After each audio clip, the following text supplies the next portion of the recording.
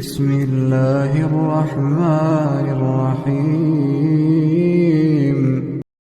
اب ماں کی ممتا تھی اور دادا کی سرپرستی، دونوں محمد سے بہت پیار کرتے، ہمیشہ اپنی نظروں کے سامنے رکھتے، ہر طرح سے آپ کا خیال رکھتے۔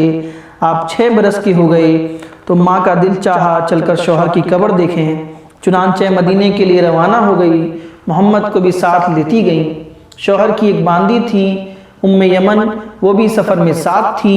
وہاں کا ایک مشہور خاندان تھا بنی نجار، محمد کے دادا کی ننیحال اسی خاندان میں تھی۔ بی بی آمنہ جا کر وہیں ٹھہری۔ بی بی آمنہ مدینہ پہنچی تو پیارے بیٹے کو وہ گھر دکھایا جہاں اس کے پیارے باپ نے وفات پائی تھی، وہ جگہ بھی دکھائی جہاں وہ ہمیشہ کی نیند سو رہے تھے۔ آج پہلا دن تھا کہ اس معصوم بچے نے یتیمی کا مفہوم سمجھا۔ آج پہلا موقع تھا کہ اس کے شیشہ دل پر رنج و غم کا عکس پڑا۔ وہاں 1 مہینہ گزار کر بی بی آمنہ نے گھر لوٹنے کا ارادہ کیا اور محمد کو لے کر مکے کے لیے روانہ ہو گئی۔ شوہر کی طرح بی بی آمنہ بھی راستے میں بیمار پڑ گئیں۔ مکے اور مدینے کے بیچ میں ایک گاؤں ہے ابا، وہاں پہنچی تو حالت نازک ہو گئی اور پھر سنبھل نہ سکی، وہیں وفات ہو گئی اور وہیں دفن ہوئی۔ عبداللہ کی وفات بھی تو پردیس میں ہی ہوئی تھی اور دفن بھی تو اسی طرح ہوئے تھے۔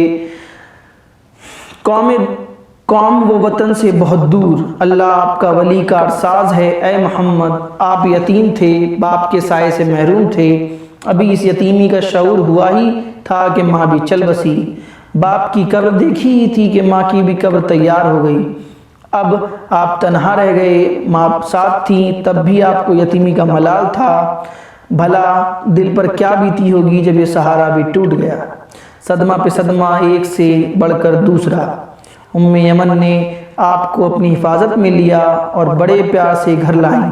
مکہ پہنچی تو آپ بلک بلک کر رو رہے تھے۔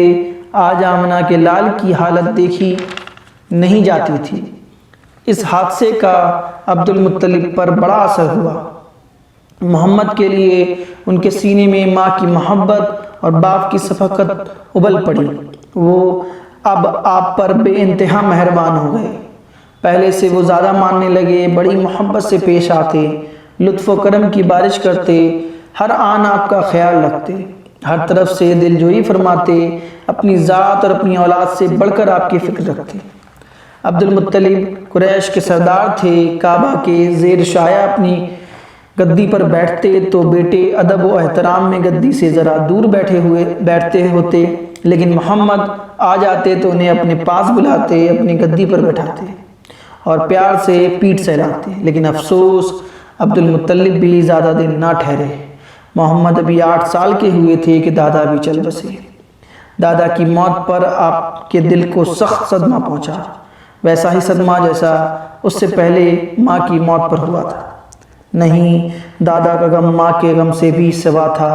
اب آپ کچھ سمجھدار ہو چکے تھے، شعور بیدار ہو رہا تھا، جذبات و احساسات میں وسعت اور گہرائی آ رہی تھی، لطف و محبت کی حقیقت کو سمجھنے لگے تھے، نوازش و کرم کی قدر و قیمت پہچاننے لگے تھے، اس لیے محرومی کا احساس بھی اتنا ہی شدید تھا، اس کے چھن جانے کا غم بھی اتنا ہی گہرا تھا۔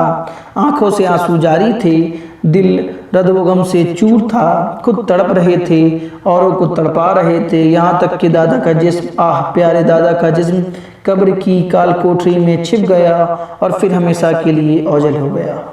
If you enjoy the video, please like the video, share with friends, and don't forget to subscribe and hit the bell icon.